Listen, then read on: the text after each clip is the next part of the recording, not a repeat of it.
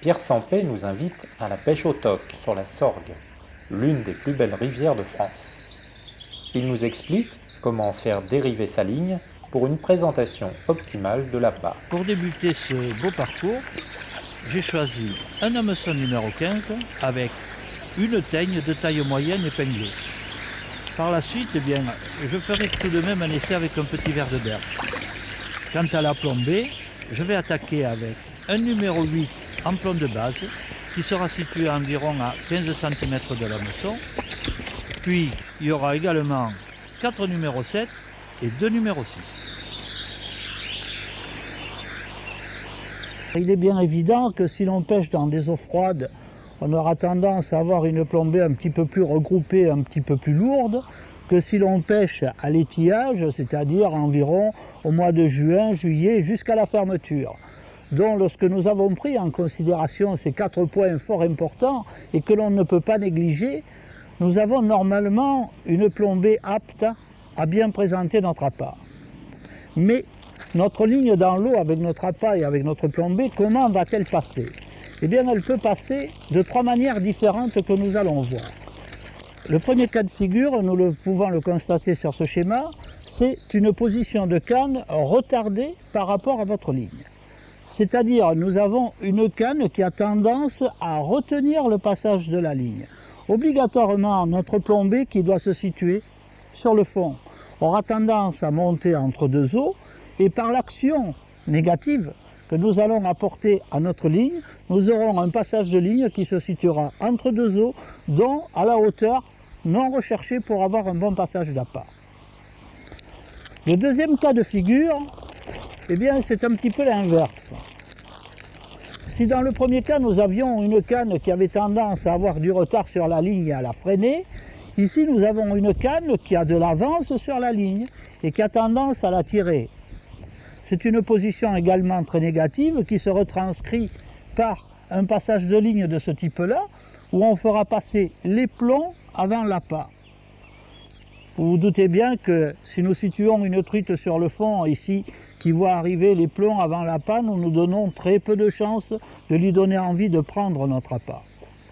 Et enfin, le troisième cas, qui je dirais est le meilleur des cas, c'est la position de canne qui va faire en sorte de porter votre ligne pour que celle-ci passe le plus naturellement possible sous l'eau avec un appât, une plombée et le restant de la bannière. Autrement dit, qu'elle passe dans l'ordre. Pour cela, nous aurons une position de canne qui sera, sauf en cas de vent, mais qui sera légèrement en retrait de notre ligne. Et elle nous permettra, cette position, d'avoir un passage de ligne idéal pour une présentation d'appât à peu près parfaite. Après cette explication, il est facile de comprendre que pour que la ligne passe le plus parfaitement possible dans l'eau avec un appât le plus naturel possible, nous pêcheurs et notre canne doivent avoir le moins d'influence possible sur la ligne. Et nous touchons là à la notion du port de ligne. Nous devons porter notre ligne et non la faire pêcher. Lorsque nous faisons pêcher notre ligne, nous tombons sur le cas numéro 1 ou le cas numéro 2, c'est-à-dire nous avons tendance à la retenir ou à trop la tirer. Et si elle a besoin de cette manipulation pour pêcher correctement, c'est qu'elle n'est pas du tout adaptée au coup que l'on pêche. La seule solution dans ce cas-là est de se retirer et de la reconstruire. Et si nous avons la ligne que je dirais idéale, avec la plombée la plus parfaite possible, eh bien nous n'allons avoir aucune influence sur elle pour qu'elle pêche merveilleusement bien. Nous ne ferons donc plus pêcher notre ligne, mais nous porterons simplement notre ligne qui pêchera toute seule. Nous avons découvert tout à l'heure la notion de port de ligne et non de faire pêcher la ligne. Mais je dirais que s'il n'y avait que cela, ce serait fort simple. Il va falloir ajouter autre chose à ça, c'est-à-dire le positionnement de la canne sur toute la suivie, sur toute la coulée, sur toute la distance que va parcourir notre ligne sous l'eau. Ce schéma très explicatif va nous donner les explications suivantes. Si nous nous situons ici en départ de suivi, nous nous apercevons que, au fur et à mesure que notre ligne va descendre, si nous ne donnons pas progressivement davantage de profondeur, j'appelle profondeur la distance de l'appât à la sortie du nylon de l'eau, qui n'est bien sûr jamais la même que la hauteur de l'eau.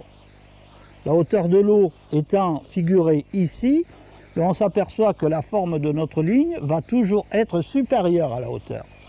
Cette profondeur, dont si elle reste constante, risque de faire qu'en fin de suivi, notre appât sera ici entre deux eaux. Pour garder notre appât en fond d'eau que nous avons choisi, nous devrons, au fur et à mesure de la descente de notre ligne, donner progressivement de la profondeur à cette dernière.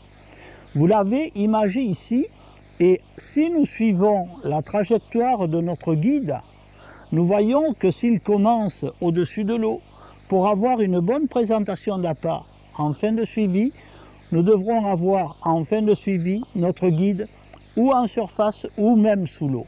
Cela voudra dire que nous avons donné cette fameuse profondeur qui permettra à notre appât durant toute la suivi de rester au fond et de ne pas remonter et se situer entre deux eaux.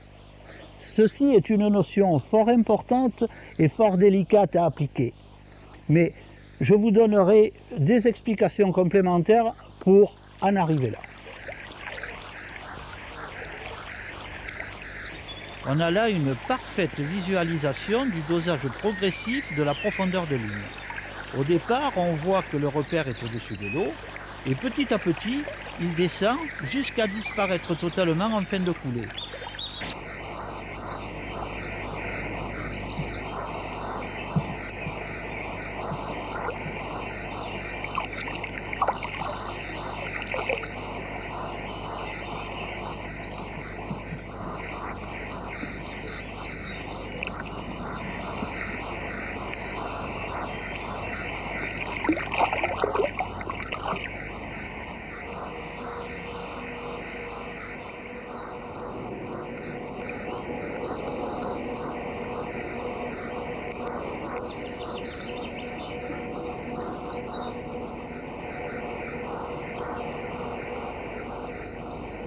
Je vous ai dit précédemment que nous verrions en détail certains éléments nous permettant de porter notre ligne et non de la faire pêcher. Souvenez-vous de l'énorme différence entre les deux. Le port de la ligne créant normalement un passage d'appât très naturel, alors que l'action de faire pêcher notre ligne détruira ce passage d'appât naturel par les deux choses principales, soit une retenue, soit une tirée de notre ligne. Revenons donc aux détails sur le comportement que nous devons avoir ainsi que notre canne pour que notre ligne pêche le plus naturellement du monde. Nous avons schématisé ici, sur ce croquis, une rivière vue de dessus, avec le courant venant de la droite et allant sur la gauche. Le pêcheur est situé ici et le courant qu'il veut pêcher est lui situé de l'autre côté de la rivière, donc il va falloir qu'il envoie sa ligne dans ce courant et qu'il la fasse pêcher comme ces traits bleus l'indiquent. Que va-t-il se passer? En admettant que la plombée soit idéale, que le pêcheur envoie sa ligne dans ce courant, mais que la tenue de canne, elle, ne soit pas idéale, c'est-à-dire que le reste basse et parallèle à l'eau, eh bien, la ligne fera exactement le même trajet que la canne, c'est-à-dire l'arc de cercle, comme cela peut se comprendre. Si, avec une plombée parfaitement adaptée, ce même pêcheur envoie sa ligne dans le courant choisi, mais après avoir envoyé sa ligne, positionne sa canne très haut, très haute, en début de coulée, il pourra accompagner sa ligne en la portant et en la faisant dériver tout à fait normalement, sans qu'aucun dragage ne se fasse. Il est certain que si nous avons une truite en poste dans ce courant, autant elle sera attirée par un appât qui dérivera tout à fait normalement, autant elle risque d'être surprise par un appât qui se présentera en travers du courant. D'où la nécessité d'avoir deux choses indispensables pour pêcher dans ces cas-là. La première, une plombée parfaitement adaptée au coup que l'on pêche. La deuxième, une position de canne parfaite au départ, c'est-à-dire haute, qui autorisera à avoir un port de ligne qui ne fera pas draguer sa ligne.